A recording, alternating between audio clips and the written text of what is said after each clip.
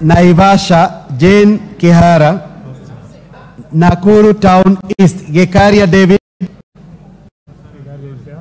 For jobs to our youth, I vote yes. Nakuru Town West. The results are as follows. The ayes 141, the noes 58, total vote 199. No matter how well-intentioned the government may be, housing still remains a county function, function. And the only thing given to national government is the policy.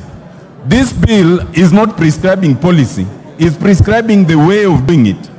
This is punitive, and this is one of the worst legislations that can ever be passed in a house like this. Mr. Speaker, unless there is going to be an amendment to remove this or to make it implementable, Mr. Speaker, this particular provision should not be allowed to stand.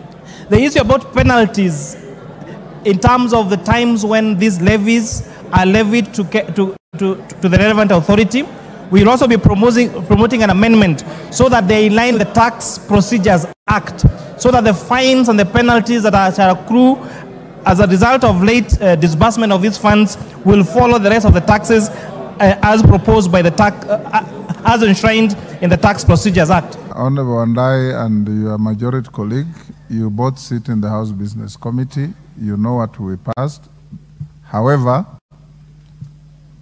in accordance with our standing orders, I'll direct that any member who has any amendments to file, your deadline is noon tomorrow.